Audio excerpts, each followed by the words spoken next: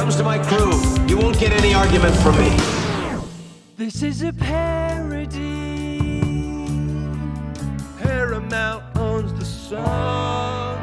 Welcome to The Greatest Generation. It's a Star Trek podcast by a couple of guys who are a little bit embarrassed about having a Star Trek podcast. I'm Ben Harrison. I'm Adam Pranica. Feeling good about the hair? I feel like you're making head movements that could only be... So one hair is bothering me. When I was growing up, I used to, like a lot of kids my age, part my hair, which in retrospect just feels silly and stupid. Did you do butt cut, like right down the middle? Fuck no. Gross. I would never. Oh, man. Okay. I guess I won't admit to any specific past hair choices that I may or may not have made in that case. I have possession of those pictures. I know what you were rocking back in the day. No, I chose asymmetrical part and always from one side until I realized much too late, much too late, your hair parts itself. Like your hair knows what it needs to do. And why do we spend so much time fighting it? Just let it be its thing. Yeah. That's what I was doing when we were just getting on a mic, was like I was looking at myself in the video. Folks at home watching the live stream know what I'm looking like. But I kind of like tossed my head to one side and then the other, and I was like, okay, this is the side. This is the side that it wants. The chat went crazy. I felt like I couldn't but bring it up because the chat was losing their minds over Adam's hair. You have any haircuts you regret? Oh, most of them, I would say. Is that why you wear a hat a lot of the time? No. I'm not a hatman like you. I'm not a hatman! Skibbity-bitty-beat. No, I think I just look good in a ball cap. And you do. Yeah. Some people do. Yeah. I don't think I have a face for caps. I always look like a little kid when I wear one. I have some college photos of myself where I'm like, man, I am so much Justin Bieberier than I realized I was at the time, you know? Being groomed by adult women? Is that what you mean by that? Just the like, you know, kind of uniform length and all kind of like tussled to one side. Mm-hmm. I didn't do that on purpose, but it happened. I think that was just what the barbers of the day were assuming everybody wanted. Imagine having barber confidence to be asked the question, how should I look? And have an answer be like, I know how you should look. And then I will make you look that way. It's interesting because for the most part, when I've asked a barber, like, what do you think I should be doing? Therapy. Yeah. They've tended to not want to like give a really specific answer to that. And it's like, I mean, it's like asking a lawyer, like, hey, is this legal? And lawyers are always like, nah, it's not my area of law. That's an interesting analog, yeah. I think you would find in a court that this haircut would be terribly embarrassing and you would not get laid, but it would be very costly to find out about that, you know. You almost exclusively go to fade shops, so I can understand it'd be difficult for a professional in that area to like make a strong suggestion. They have the best adult magazines at a fade shop, so that's why I'm going there. I mean, I have I think a probably 4 or 5 year relationship with my barber at this point. And I think it's a relationship built on trust and interpersonal respect. And I still can't get this guy to like take me in a direction, you know? He's like, no, like what you're doing is working. We could go like a little bit shorter than you're used to or a little bit longer than you're used to. But that's the most variation we're entertaining here. I love that the long-term relationships in your life are largely due to you not advocating for an opinion or like strongly asking for advice or help from a professional. I mean, I think he would stop me if I went in and said like, give me a mullet. I want to be, I want to be a 25-year-old scumbag, you know? I think I've had 3 people who have cut my hair in my life. And so when I heard you say that, like, I have a long-term relationship with the person who cuts my hair, I absolutely know what that's like. I think that's a really important relationship for anyone to have. It is. And it's nice to have, like, consistency, like, from time to time, you know? Like, I don't want to have to, like, awkwardly not make conversation with a different person each time. Like, this guy knows that I'm going to awkwardly not make conversation with him every single time. Isn't it insane though? The assumption of like, I see this person once every 4 or 5 weeks, and yet I'm assuming that they remember me and remember my hair and my head and what sort of haircut I want. I know. They don't even have the benefit that a doctor has of like a folder full of information about the last time you were there. Like, they're cold. They're cold every time. Yeah. That's a miracle. Yeah. Doctors really do a good job of selling that they remember who you are and what your deal is. It's such fucking bullshit, though. Like, you can hear the nurse talk to the doctor outside in the hall. They're like, hey, here's their name. Here's what they're here for. Yeah, yeah. It's like a chief of staff telling a politician, whose hand they're about to start shaking. Yeah. Yeah. I mean, yeah, a hairstylist, much like a doctor. They should have that kind of help, and they so rarely do. And when you put yourself in the care of a hairstylist or a doctor, it's a great leap of faith, Adam. That was nice. Nicely done. Nice transition into show today. Ben, let's get a little heavy. You want to get heavy with me on this one? I choose to get heavy. Season 3, episode 12, Chosen Realm. Got free speech and guitar. Another Manny Kodo written episode directed by Roxanne Dawson. Yeah. How about this combo? I like it. It's a good combo, as is the combo of Trip and Travis cruising around in a shuttle, scanning a sphere. If you're placing your bets at this point, if this will be the only scene where Mayweather has dialogue, even though he is in many, many scenes afterward, cash your bet. Yeah. They are looking at the readings. They're getting off of this sphere, remarking about how identical it is to the other spheres. Like, even though the spheres are old and breaking down, they're really perfectly identical in every way, aside from, presumably, the ways in which they're breaking down. I mean, it's kind of a thing, right? Like, there's this idea that all spheres are perfectly symmetrical, or they should be, and if they're not, something is wrong with you. It's just not the case. No, it's not. And, I mean, this feels like a mission now that they've done kind of a lot, right? There's a comfort in being inside this part of the expanse. There's a familiarity with going through the cloaking barrier in both directions. They've seen spheres before. They've seen the cloaking barrier come off of a couple of spheres now, so it's not like... I mean, it's still exciting every time, but it's not as big a deal for them. Yeah. Which is actually like has its own sexiness to it, right? It's like there's some confidence in like, yeah, all right, I know what we're working with here, sphere-wise. It's fun to see Mayweather like reach over the shuttle pod yoke and like without looking, steer the shuttle through the cloaking barrier. That's fun. Yeah. I think we're getting the hang of this. It's all in the wrist for Mayweather at this point. There's no fumbling. No. Anyways, they finish their scans. They leave through the cloaking barrier. There's some power fluctuations, some bumps. The camera went close on Trip's face in a way that I thought that this episode was going to be heading in Trip has been body snatched as they went through and the power went out. Like, there's something different about Trip.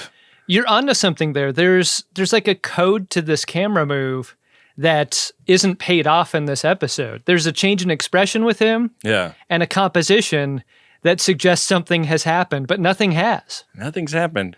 Then we cut to a POV of this shuttle where some guys with ponytails are watching them come out of the cloaking barrier. These are peeping aliens. How's it peeping? They're peeping on the shuttle pod and they're peeping on Enterprise. How's it peeping?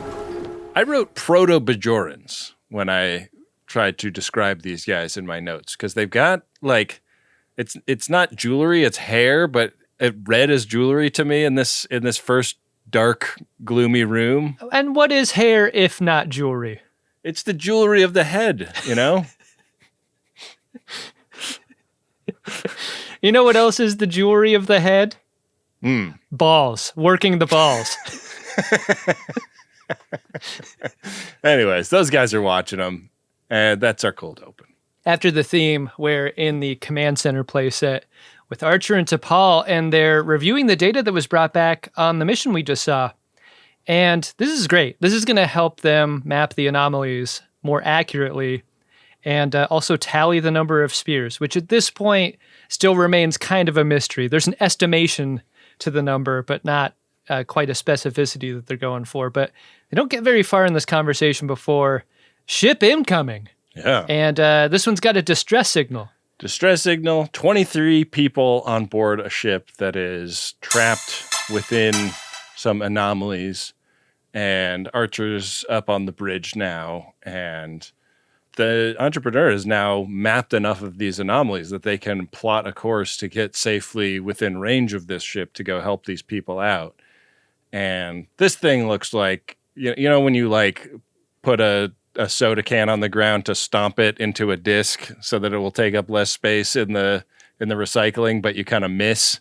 That's kind of how this ship looks. And you slash your ankle, and then you have to leave the fun vacation and go to a emergency clinic. I was saying, what do you know what happened? Like when you do it, not when I do it. Yeah. When you do it, the decision's made pretty fast, right? Like, let's go ahead and dock with this guy. Get it on the saucer. Start examining folks. Yeah, I like that Archer is like a little bit twice bitten here, where he's like, okay, like, you know, what does the weapon situation look like on this ship? How, like, let's be careful when we dock with them and make sure nobody brings anything aboard that we don't want them to. What's their jail situation over there? Specifically? Yeah. So they go dock with this crumpled up ass ship, and the next scene is in sickbay where Fox is like, well, they won't let me scan their birdies for religious sanctity reasons, but, you know, even though life support was out, they all seem pretty much fine. Yeah. Their issues seem pretty minor. Bumps and bruises, scrapes and exhaustion, whatever. Archer introduces himself to their captain, who is called a prenom, and his name is Dijamat. Yeah. Dijamat! This guy has got a smile like Mr. Beast, which means I don't trust him, except Archer can't really tell. He has the sort of diplomatic face blindness that he tends to have in situations like these. He just straight up invites this guy to dinner. Yeah. I mean, I don't trust him because he was in that scene where they were peeping on the shuttle. Oh, yeah. That's another reason not to trust him. Yeah. I've never seen Mr. Beast do that, so I trust him fully. He seems cool and good to me. So we go right to dinner with these folks, and we learn that Dijamat belongs to a race of people called the Trianons, who worship the spheres, and who could blame them? Mm-hmm. They're certainly impressive. Archer asks, you know, while we're in the Expanse, have you ever run into the Xindi? Ever see the Xindi in here? And this guy's like, no, we mostly keep to ourselves in order to keep our attention on the spheres. And Dijamat rolls up, like, this is what you don't want to do during a dinner, is like roll up your sleeve and show a gruesome wound on your arm and be like, look, we love these spheres so much and we love what happens in the Expanse so much. The Maker's breath is what we love being touched by. And T'Pol's like, what? You mean the anomalies? Yeah, he's got blurp wound, and he starts talking about how there's thousands of these things, and T'Pol's like, that is not correct. Like, there's about 52, and this is not really a subject that is up for debate, you know? It's like up is up and down is down. There are not 1,000 anomalies. And this gets uncomfortable because it is a deeply held religious conviction of this man's that there are thousands of anomalies. And you can't argue with somebody's deeply held religious conviction. I really love the term maker's breath as the name of the anomalies, which is also what my grandma warned me about when my granddad would come home after going out with his friends. Gets awkward, and Archer's like, okay, let's not debate how many spheres there are. I mean, let's just say we like a nice round number, however many there are. Archer's acting like Ben does whenever I have an interaction with someone from the network. Like, can we talk about anything else? Dijamat's faith is anchored in a very familiar kind of I do my own research understanding of things. And that is very contrary to T'Pol's general way of being. Yeah.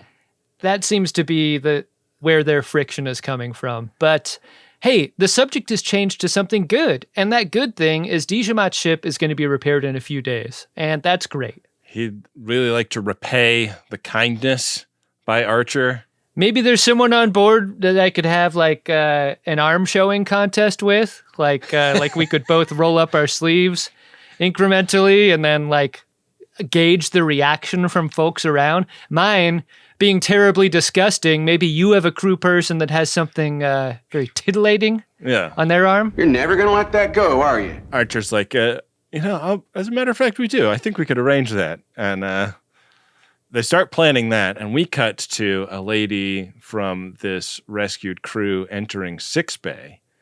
And she is nervous and has a question for Dr. Phlox that she seems to be hoping will be covered by Starfleet HIPAA. Her portrayal of pregnant lady just seemed, I don't know how you do this any differently. So this isn't a criticism at all. It just seemed like it's shrouded in mystery, and that mystery is revealed later. But it just seems obvious that that's what's going on here because of her manner.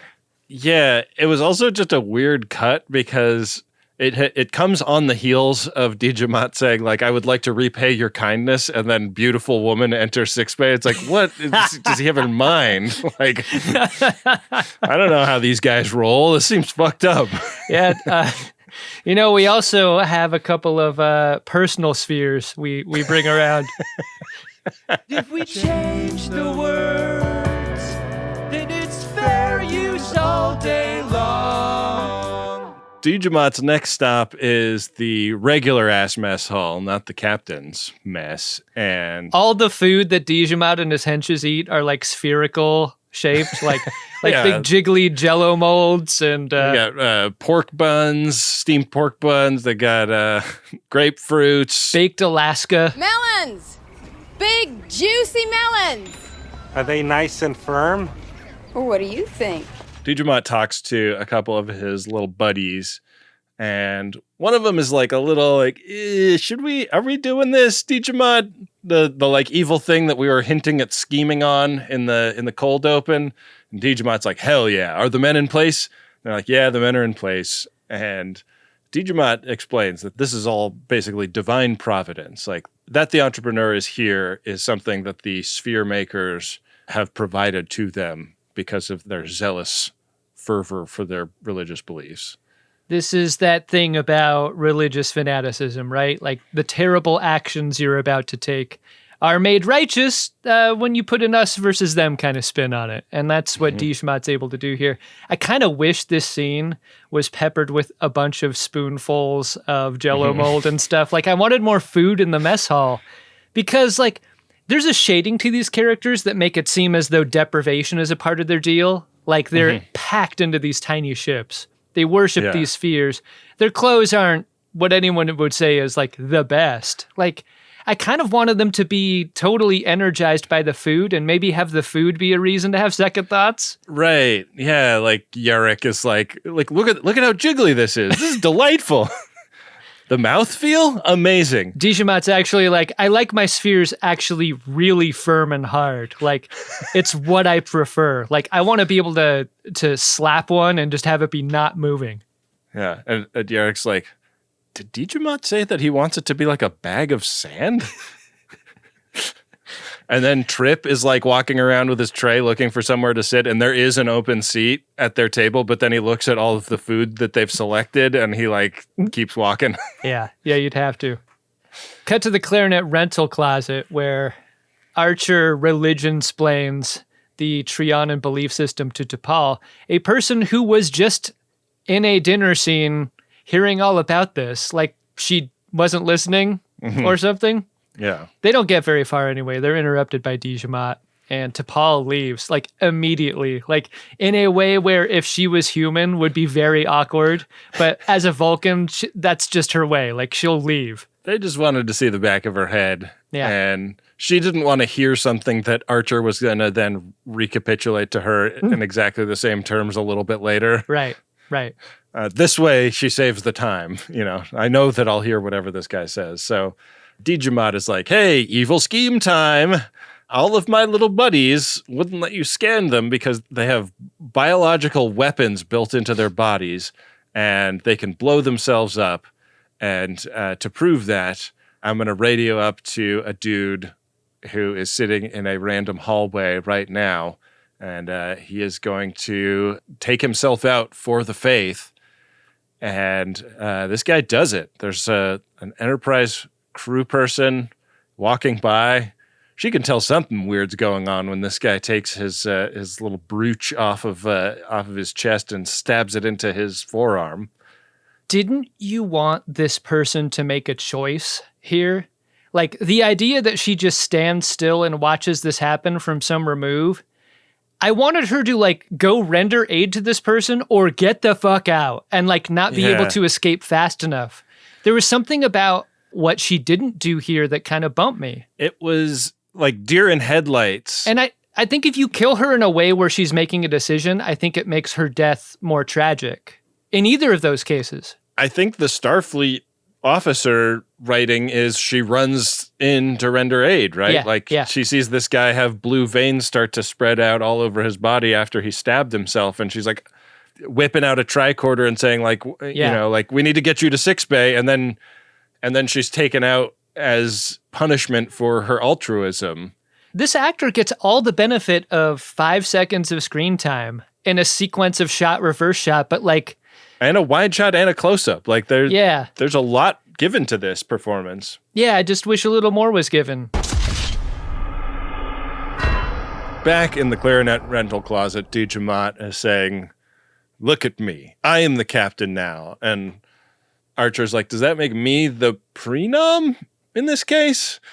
And Dijamat's like, no, that's not how this works. I'm the captain and the prenom. And they start locking down the ship. You remember that tour you offered to give my entire crew that happened off screen? That has made it possible for all of my henches to be distributed evenly across all of the weak parts of your ship, the most sensitive areas, if you will. That's where all my guys are. Yeah. Not only that, we're going to get your arms out of the armory. We gotta have Weps. He's the key. So everybody is sent to their quarters and locked inside, except for like the critical people for running the ship. That includes Trip and engineering and a few people on the bridge. But like Reed is locked up.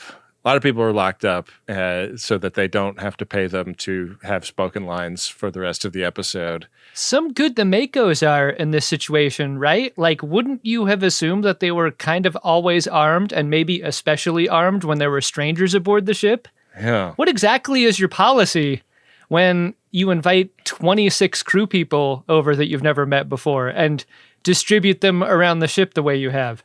I mean, that's the thing. It's like any one of them could blow big, so you got to kind of get them all off the ship all at once without them noticing you're doing it, or they can really do a lot of damage. Yeah.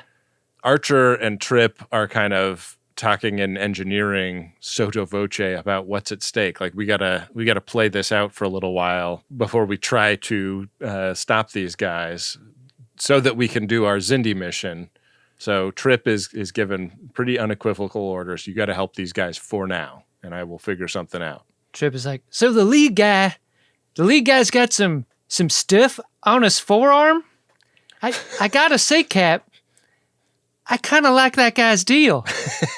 I mean, I'm no religious fanatic, but I could follow a guy like that. Assuming at some point he gives a speech about, you and I are not so different, I'd like to be the other person in the room when he says something like that, I would be the most appropriate person for him to tell that to. We get so many scenes in this episode where it's just Archer and Dijamat, usually in the clarinet rental closet, talking one-on-one. And they're talking at this point about Archer's brought back there to be brooding and angry. And Dijamat's like, you lost a crew member, but so did I, Captain. This is tough for me too. And Dark Archer, not sympathetic. But we find out we are going to the Trianon homeworld, and Digimon gives the order to shoot torpedoes at his own ship before they go. And I thought it would have been very fun if they'd shot those torpedoes and they did not effectively destroy his ship. Well, there's a reason why Reed's not at his station.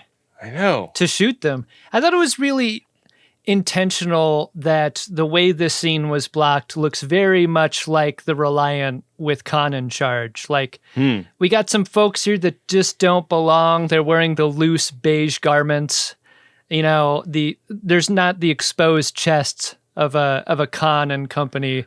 But right. So if he said fire a couple of photon torpedoes at our ship and somebody had, pushed the buttons a couple of times and said, I can't! See, that's a hat on a hat, though. Hang a lantern on it. That's too much. I think it would have been fun. I think that's just good homage, Cut to later in the command center, and Digimon explains his big plan to Archer. They're going to the Trianon homeworld to defeat a bunch of heretics using the Enterprise firepower to do it. And we get more of a glimpse at this guy's deal. He's the kind of idiot that thinks he's got it right, and he'll be proved right when every non-believer is swept away when the makers of the orbs return. Yeah, he's bringing them back. Just wait and see is his religious position. Archer, tries to argue the morality of this, and Digimon is also, super duper pissed off at Archer because he's taken the time to look through some of the ship's logs, and he's like, I mean, you went through the barriers to spheres, you've touched them, you've gone inside of them. You've committed terrible acts of desecration. That is not something that my religion can abide, and while you did save my life and give me this awesome starship that I'm going to use to complete my jihad, I do need to punish you, and so you're going to have to go ahead and pick out a crew member that we can kill to, exact revenge for the crimes against my religion that you've committed by being curious about these spheres. Ben, let's play a quick game. You ready? Okay.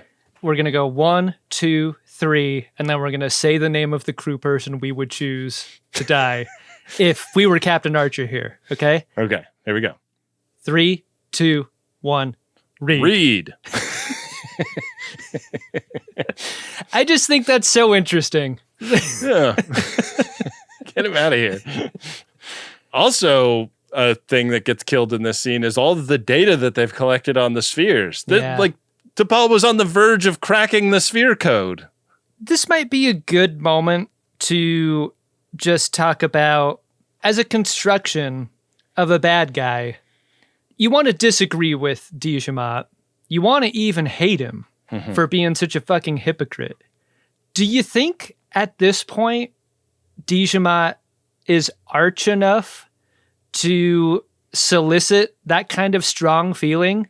I get a lot of strong feelings about religious fundamentalism, but when I see Digimon, I'm just kind of smirking, he's kind of paint by numbers in a way that I was I want him to be more evil, almost. Right. Or to have something that complicates him, that you really like about him. I almost wanted him to have the pregnant girlfriend, Yeah, that would have been interesting. She comes up in the next scene because Yarrick, the guy that was worried about maybe we shouldn't take over the entrepreneur in the earlier scene, comes to drop off an iPad with Archer, and Archer immediately goes to work on Yarrick. I know you're in Digimon's inner circle, but you're also not totally on board with his methods, and your wife wants an abortion. Maybe you should be rethinking the plan here, and maybe you could help me drive this wedge in between you and your fearless leader. I love how Archer here is not just an expert at escaping prisons, but helping other people escape mind prisons. Oh yeah, he's a expert cult deprogrammer. Yeah, it's really great. I mean, that's how he got Hoshi out of Nexium in the pilot, It's true. Yeah. I mean, the tattoo remains, but no longer a fan of volleyball. No. Is Hoshi. Yeah, she's totally switched over to water polo. Legally, it's just a fart joke. You will never take the greatest gin alive. Ben would rather die. What? I love the sequence here, right? Because we go from a Yerrick putting up a brave face, like the face of a true believer, to out in the corridor talking to his lady friend about her conversation with Dr. Phlox. And it's not that he doesn't agree with her. They came to this choice together, W/R/G, their family planning. It's more that if Dijamat ever found out, he would be ripshit, and who knows what would happen then. We've got this baby coming, and Dijamat's going to want that baby for his holy war. Right. And they just don't see that as a good future to bring a child into. Yeah. A bunch of holy warrior volleyball players, bunch of forwards and spikers, and what's another volleyball position? Digger? They're folks specialized Setter? in digging the other people's spikes? Yeah. I don't know. Yeah, setter, for sure. Yeah. I think that's all of them. But are there positions, or is it just like, because I thought you rotated through, right? You do. You have to. Yeah. Well, anyways, we get another scene where it's just Dijamat and Archer debating shit, and There's like a bus full of volleyball team players on their way to a match, and the driver just somberly pushes skip on the iPod and like plays an episode of Stuff You Should Know or whatever. the whole bus erupts and cheers. Side out, rotate. So, yeah, the Dijamat and Archer have the "We are not so different, you and I" captain scene. Hey, Archer, you want to join the Hard Choices Club? Because who has 2 thumbs and killed a kid? This guy. Yeah, I killed a 6-year-old to keep our position hidden from our enemy in our religious war is not the super relatable tale you think it is, Dijamat. He tries his darndest, though, to make the case that Dark Archer equals Dijamat. Yeah. I had no idea we were such kindred spirits. What makes you think that? Like, you put a guy in an airlock and made him think you might blow him out into space one time is his comp with Archer. And yeah, it just doesn't track. I mean, maybe if that guy was a kid, that would track. Or maybe if he opened up the airlock and that guy actually died. Now we're cooking, right? What if that had been a 6-year-old kid? Archer, like, tell me the location. Send you weapon. I'm going to put you on the spot, Ben. Archer stock, pretty low at this point, I think. I think we can agree on that. Does your opinion of Archer change if he kills a 6-year-old kid by letting him out an airlock in that episode? I would say it does, but very little. Yeah, very little. Almost as little as that kid he blows out the airlock, am I right? Yeah. Speaking of people who do a lot with regards to blowing things out airlock, Archer is asked who he has selected in the religious punishment choice that he's been asked to make, and he says, "Consider me as a failed clone of Ellen Ripley. Kill me." Nice one. That was great. I love how Dijamat's like, you got a second place? You got a second choice for this? Oh, he's agreed. You know, I couldn't help but notice some squirrely guy that we confined to quarters who's like doing nothing but just scribbling on a pad of paper. Like, we can't even get his attention. We can't get him to eat. How about that guy? One thing I love about a battle of wits against a religious zealot is they tend to be rustic idiots that don't understand how shit works. And so when Archer's like, we've got a humane killing device on board that we do use from time to time for this purpose. And Dijamat's like, cool, where is it? Simple Dijamat is unveiled here, and he and Yerrick are given a demonstration of the killing booth using a cargo container first. Yerrick's got to look at this thing, and I think he's on the hook too. But when he sees it, he's got to be thinking about beaming that unborn baby out of his girlfriend, right? This is a non-surgical method to make that right.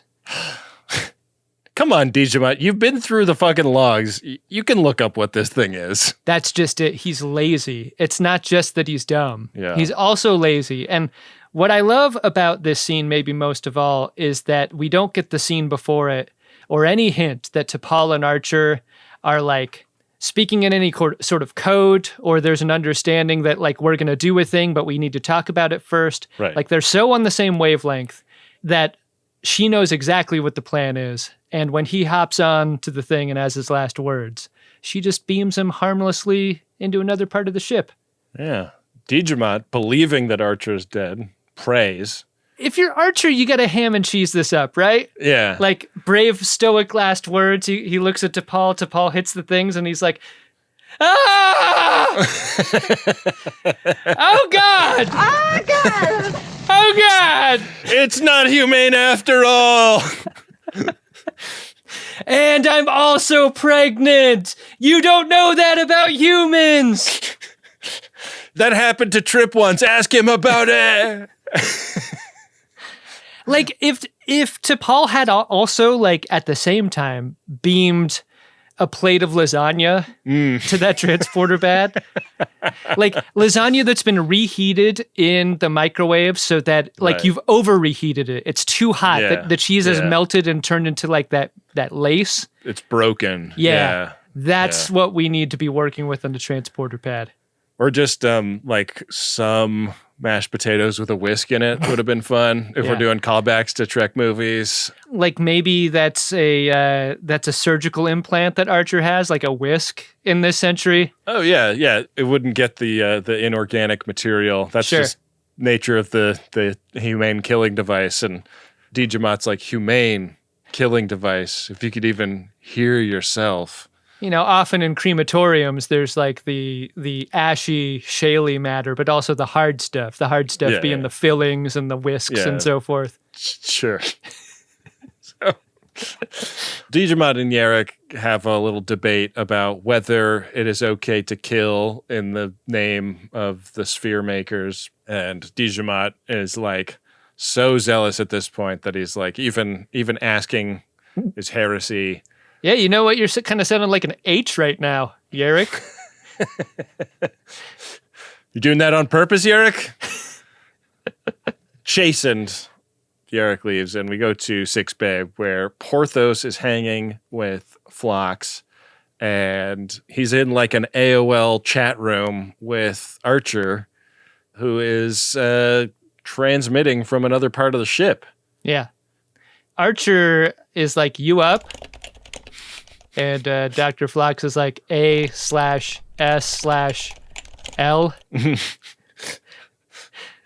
Archer's like, I don't know, late 40s, I guess. Yes, please. Ed Jeffries tube. And Phlox is like, yeah, so if we're going to like figure out a way to neutralize these body bombs that these guys all have in them, we need a detailed scan of one of them. And Archer can do that. He goes and bonks a guy on the head and scans him up and sends the scan to Phlox. But like, these guys are kind of on their game security-wise, because this dude going missing is immediately an emergency that is explained to Digimon. And he's walking out onto the bridge to start ordering search parties when main power gets disrupted. And we cut down to Archer just like willy-nilly unplugging stuff in a Jeffries tube. How fucking dangerous must this be? It's a really fun sequence that shows a lot of things happening very quickly. Yeah. It's great. Yeah. Nobody is like, Archer must have tricked us and is alive in the ship, or there's somebody that we didn't account for alive in the ship somewhere. Like, they never get suspicious about this. They really downplay that he is dieharding or Steven Seagaling his way through the ship. It's not like that at all, but it very well could be. Yeah. Trip Tucker is accused of being the saboteur, but he's like, no, it ain't me. Look. And the camera pans down and he's still wearing wooden shoes. Hence the word sabotage. He's like, I've been here the whole time and you've been watching me. They're both on my feet, sir. Yeah. And the guy's like, yeah, those are the shoes that he was wearing when I came on duty. I've been watching him the whole time. Yeah. He's mostly just been kind of like, not scratching his forearms through his uniform, but like he's doing something. Kind of a twisting, kind of tracing of some S's around his forearm. I saw him do the alphabet at one point. That was kind of interesting. I got to try that sometime. So Yarrick and some other Trianon dude go looking for the problem because the problem isn't Trip Tucker. The problem is Archer, who they run into. And Archer's got a phaser. But once Yarrick's buddy goes down, Archer isn't just doling out phaser blasts. He's doling out stern talking tos. Yeah. And Archer takes one to the dome here about how his wife and child are as good as dead with this nut job running the show. And there's like a moment in TV and movies that often goes like, you're playing for the wrong team, religious crazy person. This leader you're following is crazy. So often this goes into, you know who should be the leader? You. But Archer never takes this angle. I think it's because he sees something different in him. Yeah, this is the highest risk part of Archer's plan, is like de-radicalize Yarrick on the fly, mid-plan. But I guess he must have seen something in Yarrick in the previous interaction that they had. I mean, he busted him out of mental jail. I guess so. He's just that good. Yeah, he's Galaxy's best talk-down man. Mm-hmm.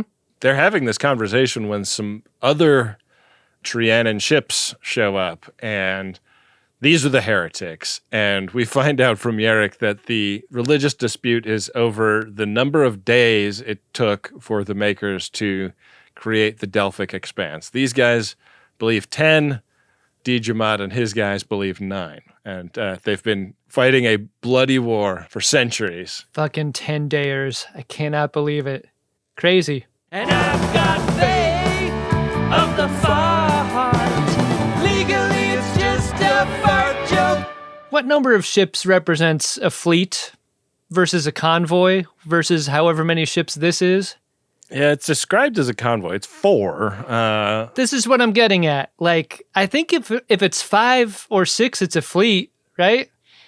Except in Civ, it's 3. Oh, yeah. Well, I don't know if they're playing by Sid Meier rules. But they're not. Yeah, definitely not. Tell you what, they're both going for religious victory here. They sure are. So Archer is like, hey man, I need you to like go to the bridge and push a couple of buttons on this panel. And he like shows him a picture of it. And we're going to release an airborne agent that will neutralize the body bombs. I was just thinking about that kind of internet comedy that recuts a scene like this, where Archer's like, here's what you need to go do, and like shows him the pad. But then we get an angle on the pad, and it's like a picture of horse playing saxophone or Garfies or something fucked up. Yarrick's like, what? I actually think when you handed me the pad, like my thumb accidentally flipped over to a different tab. Maybe should I hand this back to you so you can like give me the schematic I'm supposed to look at? Why are you looking at this in the Tor browser? What are you hiding? So Dijima wants to fight these guys that showed up. What surprised you about the way the 10-dayers looked when we finally got them off on the FaceTime, Ben? Not much, I guess. That they're just bland, regular guys. Their face tattoos are black. Whoa, I didn't even notice that. And Dijamat and his crew have red ones. Yeah. They're like Checkers religion. They're like those guys from TOS where they're like a black and white cookie, but some of them are the opposite. Yeah. You know? Yeah. It's that level of religious difference. There's a T-Paul. I should say it like that from now on. There's a T-Paul scene in this moment that I didn't quite understand. Maybe you can help me figure it out. I loved playing T-Paul when I was like, 6 years old. The problem with playing T-Paul is you accidentally hit the T more than you hit the ball. I hate that. So frustrating. Yeah. Keep your eye on the ball, they say. T-Paul won't fire on the ships when told to, and she's pulled out of her seat so some hench can do it for her. But she won't just stand by and watch. Her counterattack to this intervening is like kind of slapping and like... One of the weakest Star Trek fights we've ever seen. Why didn't she go after some necks here? I know, like... Vulcans are fucking strong. There's no way this should happen. If you go into like what her mindset is in this moment, she is trying to stop them from murdering people. Yeah. With weapons that have been taken out of her hands. Like, she should be like going buck fucking wild on these guys. She should smash this guy's head on a panel like it's a fucking overripe watermelon. Melons! Yeah. Big, juicy melons! And she could. That would have been fucking sick. Yeah. But No, she does not stop them. But amid the chaos, Phlox lets a bat out in sickbay, and this is going to start distracting the guy that's guarding Phlox.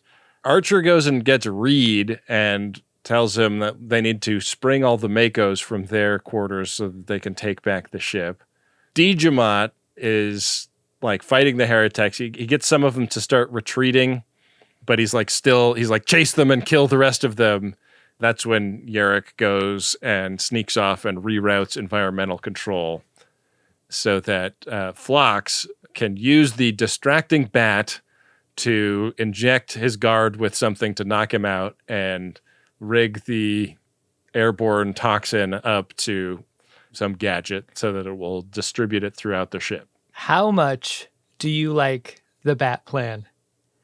Like, Dr. Phlox has so many distracting things in sickbay. Yeah. I gotta feel like there's a moment where he's like, I am wealthy beyond measure in terms of distraction. Like it could be anything, and it's up to me to choose something creative, something that delights me, yeah. Dr. Phlox. I'm surprised it wasn't Porthos, just because like they made a point of showing that Porthos is in there. Dr. Phlox just starts winging dog shit at this guy. I mean, I was just picturing, like, of the beagles I've known in my life, trying to imagine a beagle that is totally silent in a scenario where there's a bat flying around in an enclosed space is impossible. Science fiction. Yeah. Yeah. That's not a thing. Maybe the most science fictional thing we've ever seen depicted in Star Trek is a calm and collected beagle.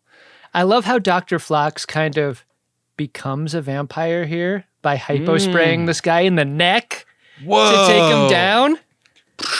Yeah, how about that? Pretty good. So in the torpedo bay, Reed and Archer are now openly firefighting with their invaders, and this guy that they're fighting tries to do the stabby into the arm self-explosion thing, but it does not work. He just winds up doing a trust fall off the ladder into their arms. There is... I think we can talk about this on the show without getting it cut out. Okay. Help me talk about this on the show without getting it cut out. All right, Wendy. Hold on to your butts, everybody. There is a quality to suicide attempts that are filled with regret by the person making the attempt. But it's so interesting in these scenes to get kind of the opposite of that. Like, the attempt of someone to do it, having it not work, and the guy's like, fuck. Like, I really want this. Yeah. Why isn't it working? I think the difference is suicide bomber. He's not like, oh, I lost the firefight. Yeah. I won't be able to look Dijamat in the face after a failure of this kind. This fucking guy does like the trust fall off of the ladder, though, like kind of, Yeah. You know, the sales team put up banner numbers the next quarter. After this guy. We see a lot of folks stab themselves in the arm in this episode. We do. Attempting to do this. Yeah. I thought it was interesting that this fight scene took place in the torpedo room because the next scene is them shooting torpedoes at one of these heretic vessels. And I was like, couldn't they have just like offlined the whole weapon system from there? They were right there. It would seem as though there's a big like break glass and pull the thing to shut that whole thing down. Nope. No. So a bunch more firefights. We're in engineering. We're in corridors all over the ship. Makos are on the scene, and that helps. Yeah.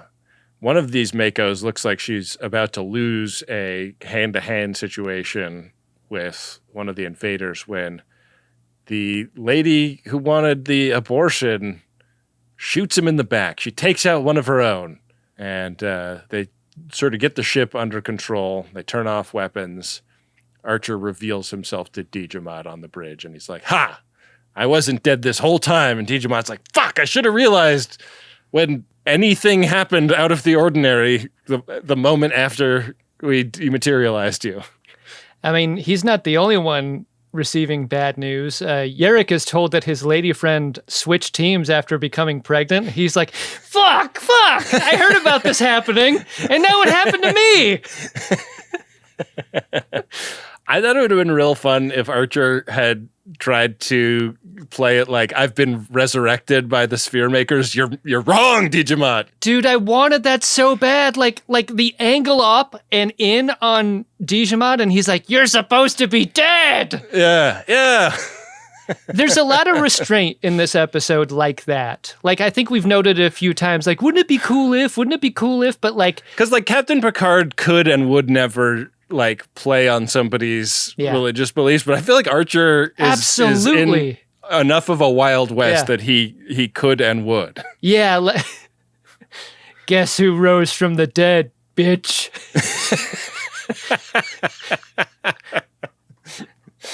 Shoots Digimon and goes, your forearm makes me sick. We get a big firefight on the bridge. I like a firefight on the bridge. You know what I don't like? Mayweather not having any dialogue at all at any point in any bridge scene whatsoever, whether or not he's being told to steer the ship a certain way or take an order with a phaser to his head. He doesn't say anything. He doesn't get anything cool to do, even, you know? He's got to say something. When someone sticks a phaser to your temple, you got to say something. Yeah. Here's something Mayweather could say. Hey, don't. What do you think of that? Is that good? Yeah. You got one? I prefer Delhi to Dijon, bitch. Is that something Mayweather says? Yeah, just, I don't know. Oh, like Mayweather's giving line readings to Archer on the burst in? Like, Yeah. Okay, I like that. Yeah, he's he's Roxanning Archer a little bit. It's like, here's some material. Yeah, Mayweather is mute Cyrano de Bergerac. Yeah.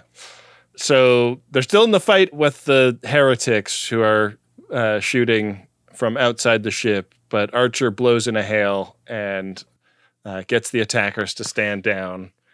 And then we are down in the brig where Digimon has been on ice, and Archer comes in to tell him that they're going to be dropping him off on his home planet. And Digimon's like, man, what the hell? Like, if you just let me do my glorious mission, I could have come back here. I could have taken out the heretics all at once. We could have had peace. Like, you think you did a good thing? You did a bad thing. I was going to kill some people. I admit it. But it was in the cause of creating a lasting peace for my people. Kind of a lot of lip for a beaten man, don't you think? Yeah. This is the kind of lip you get from somebody that you didn't go like, I've been resurrected. What does that do to your super rigid belief structure? That's just it. If Archer had a great hero line, it would have shut this shit down. Once and for all. This is what you need to do. You need to humiliate these people so that they shut the fuck up. Yeah. They need to be publicly humiliated. You know what may or may not count as public humiliation? Taking Digimon to the surface of Trianon, showing him that it's absolutely trashed because 8 months ago both sides destroyed each other and the war is over. Is that public humiliation if everyone's dead? Yeah, that's basically the moral equivalent of replacing Uri Geller's spoons before he goes on the Tonight Show. I love how the ending is like, well, I guess we'll leave you here. Bye. Seems like you got the peace you were looking for, Digimon. Yeah. Did you find any peace in this episode, Ben? Did you like it? I can't pay. Could fillet. Got no case. Tempting fate. I did like this episode. I think there's like some real missed opportunities in this episode, but overall I thought it was very interesting. It's like it has a lot of Star Trek DNA in it. The like, this society is like dooming itself to failure because of the intractability of their bad belief systems. And in many ways, that's like a more TOS kind of Star Trek story than any other kind of Star Trek story. But I thought that they came up with a really creative way of telling it and revealing that absurdity without it being, you know, Kirk beaming down and busting everybody's balls and then beaming back up and warping away, you know? That can be fun too. That could be fun too, but I thought this was a more contemporary treatment of that kind of idea. How about you? Yeah, and I think in that way, that's one of the aspects of the episode that veers it into like preachy Star Trek episode that's a little too on the nose in a way that isn't entirely satisfying. Like I do appreciate very much that fundamentalism is the enemy and the enemy of knowledge and all that. But like Star Trek just can't get out of its own way in like really underlining and highlighting all of those things. Yeah. And I think one way you can do that is to maybe choose a little more fun in the way that we noted. Like this episode chooses no fun at all of the points where you could be fun in a way that is very self-serious. Yeah. In a way that Star Trek tends to be. That's a very post 9/11 mood too. Like, you know what? I didn't consider that part of it. Like there was not room for a lot of comedy in this area at that moment in time, was there? Yeah, you couldn't like zing on the idea of suicide bombers. Yeah. Yeah, no Toby Keith jokes for many years after this. It's so clear that they do Mayweather dirty in episodes like this, where he's there. Yeah. He's there in so many scenes with nothing to do or say. And at least they give Hoshi, her character and the actor who plays her, the dignity of not even showing her in the scene. Like, she's just not there. She's clearly been taken to recorders or whatever. She got to take the week off, you know? Yeah. I would rather Mayweather's character just not be a part of this than be given as little as he's given here. Like, you don't have to run over time. You don't have to not make your day by giving him 2 lines of dialogue that are interesting when he has a phaser held to his fucking temple. Yeah. Like, it's human to have a reaction to that moment. It is unusual and weird for him not to have a reaction to that. Yeah. Yeah. Give me anything there. So that's how I feel about it. But interesting Manny Koto episode. Interesting Manny Koto episode. Another writer of note in this episode, Adam, Taylor Sheridan had a small part in this one. How about that? Yeah. Interesting. I didn't even clock him on screen. Then I looked it up later and I was like, oh shit, holy shit. It's a Sicario guy. Amazing he wasn't too busy to do this. At this point in his career, he was not. But yeah, great pull. Well, do you want to see if there's anything great in the Priority 1 inbox, Adam? Oh, yeah. Always is. Fundamentally, some of our best FODs are in there. Priority 1 message from Starfleet coming in on secured channel. Need a supplemental income. Supplemental income? Supplemental. Supplemental. Yeah, it's extra. The interest alone could be enough to buy this ship. This first one is of a promotional nature, Adam. It goes like this. Kind of because I've always wanted a reason to support this podcast, and now I have a good cause to promote. I'm using the money my parents insist on giving me, a 40-year-old, on my birthday, to ask you to send a donation to NL West SPCA in Corner Brook, Newfoundland, Canada, a small-town animal shelter serving a large area that is scary low on funds. E-transfers go to nlwestspca@gmail.com. Until we figure out that post-scarcity society thing, any little bit helps. Thank you, fellow FODs. So that's Victoria for the NL West SPCA asking you to donate by e-transfer to nlwestspca@gmail.com or visit their Google site by searching NL West SPCA. Hey, just to be clear on this, like by saying e-transfers, we're talking about all the kinds, like the PayPals and the Venmos and so forth. Look for nlwestspca@gmail.com. I guess so, yeah. E-transfer is not a term that I'm familiar with. Not living in Canada, I want to be able to support this, and hopefully that's a way to do it. Yeah, important work being done there, and a scary thing to consider a small shelter serving a large area. Yeah. One of the notable things about the pandemic is just how many more folks adopted animals during that time and how many of them ended up in shelters in the years that followed. So I hope we can collectively support this location of the SPCA, but also your local ones. Yeah, indeed. And I'm seeing on their Google site that there's also a donate link there. So great. If you're not sure what an e-transfer is, like me and Adam, just search up their Google site and that'll take you to the right place. Sounds great. Thanks, Victoria. Ben, we got a message here from your frog prince. It's to you and me and all FODs everywhere. Here's that message. Looking forward to dropping some scarves on hooves and hanging at the Prana Cabana at STLV this year. Wow. It will be my first Trek convention in a long, long time, so to commemorate the occasion, not sure if anyone has ever done this. All the drops! Team Leader Brown, 4th Board Defense Contingent. Who are you? Ensign Travis Mayweather. This is fucking spectacular. Seska. Packers printer. Kind of a girl do you think I am? Wow. It's like that time Ferris Bueller really mashed all the keys on his burp and fart keyboard to sell how sick he was over the phone.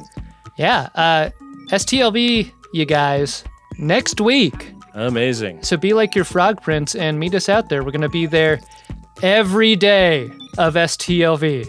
Gonna be nice to see your frog prince in person. Yeah, come see us at our booth. Yeah. Come hang out. Our last P1 here is from Greatest Gen TNG Season 7, Episode 1, Graham. And it's to future Dr. Graham? Goes like this. Hello from the past. I started listening with Season 1, Episode 1 in 2024 while getting a PhD. By the time I hear this, what will the pod be like? Is Drunk Shimoda still a thing post-TNG? Are Raz and Plavim still at it? Do all impressions meld into one Buffalo Bill-style voice? Yes. When will I hear this message? Keep writing. Thanks, Ben and Adam, for the laughs and movies convo. About that. Wow. Thank you, future Dr. Graham. I hope you're a doctor by the time you hear this. I know PhDs can take a really long time, but, you know. So this was in 2024, starting the PhD. Yeah. Do you think there's been enough time, Ben? I don't think so. I think Dr. Graham is probably still working their way through, but hopefully not too long before they catch up to this. Well, Ben, as long as there are folks in school studying, becoming doctors, we will be here to support them in their studies. Being not as smart as them in our efforts. Getting the word out on their challenges, as well as great folks at animal shelters and folks who just want to play all the drops. What I'm trying to say is any kind of message is a message that we'll read on Greatest Generation. To do that, you go to MaximumFun.org/Jumbotron. It's a great way to support the show. Hey, Adam. What? Did you find yourself a Drunk Shimoda? Incredible. Drunk Shimoda! Hey, it's still a thing. I just feel like Dijamat didn't think this one through. Like, I love the idea of, like, he's looking at his view screen and he's like a carjacker, right? He's like, you know, I saw that old lady, and by old lady, I mean shuttle pod, you know, just visit an ATM, and by ATM, I mean sphere. Are you following this, Ben? So I like what you're doing. Yeah. So Dijamat's like looking out of a van window across the parking lot, and he's like, I think there's my mark. I think that old lady is driving a vehicle I want for myself. So he gets out and does the jackin', except like he's smart enough to know what he wants, but he's not smart enough to know what to do with the thing once he finally gets it. Yeah. He needed to think this through a little more. Yeah. Did a bad job with the jackin'. He talked to a guy, a known airlock blower. Like, do we really need all the crew aboard the Enterprise if this is your plan? You've already demonstrated a capacity for killing. You kill little kids. You kill other people on the ship. I mean... Are you planning on giving the ship back to them at some point? Like, what I'm trying to say, Dijamat, is at that point, you shouldn't hesitate. You should be rock and roll from there on out. TV religious zealot. Heard it mostly. Reed was writing letters mostly. What about you, Ben? Yeah, it's Dijamat. Like, if you know about blowing a guy out the airlock, you should know about the transporter and what its function is. You know? You know what he should have done. Like, Archer tells him about the transporter being the death machine. Dijamat should have been like, actually, I think it would be kind of poetic if Airlock was what did you in, Archer. Like, you're kind of Captain Airlock to me. Just called Archer's bluff. Yeah. What do you think about that? Like, see what Archer does? Like, well, it's not as humane. Dijamat's like, again, not an acceptable terminology to be using with me. Yeah. Yeah. All right. So let's double that up. Dijamot. Faith of the fart. All right, let's talk about our next episode, Adam. It'll be Season 3, Episode 13, Proving Ground. An Andorian ship led by Commander Shran arrives in the Delphic Expanse to help Enterprise hone in on the Xindi superweapon? Oh, we're already there. Shran is helping now. Oh, I like Shran. Shran's horny. This is going to be another horny episode? The thumbnail I'm looking at for this episode is the back of Archer's head looking at the view screen, and Shran is completely obscured except for his antennas sticking up. Fun. Can't wait to see what that's all about. And I also can't wait to see how we will be covering this episode. For that, I'm headed to gach.biz/game, where our runabout is presently on square 8. And I'm going to find out what kind of square it shall be on at such time as we record the next episode, Adam. It could be on anything. You're required to learn as you play. Roll. But it isn't. It's just on square 50, which is a regular episode. Chula! Did I win? Hardly. 50. How about that? All right. 50! Bet you didn't know I could kick my leg that high in the air, Adam. That's fun.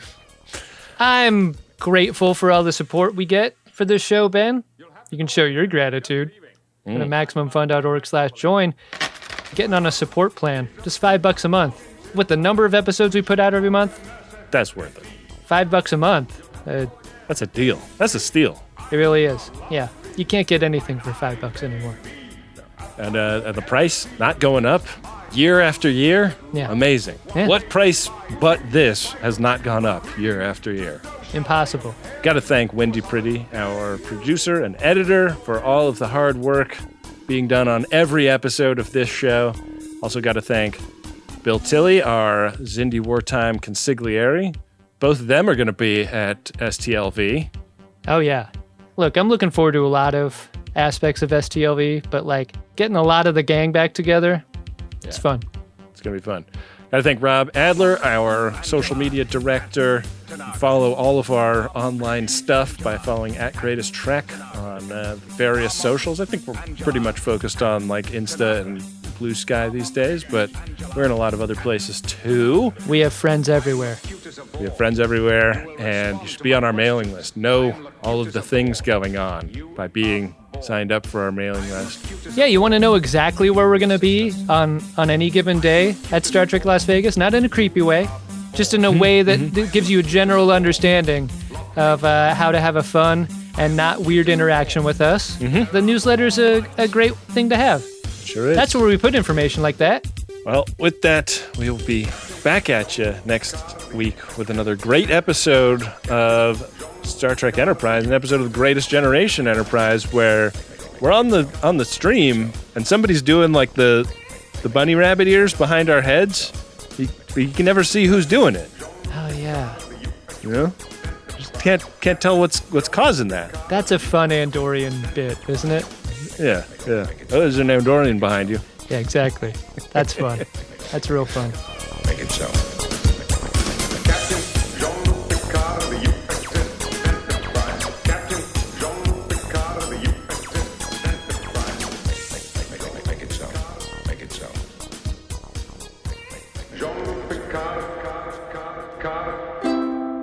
Maximum Fun, a worker-owned network of artist-owned shows supported directly by you.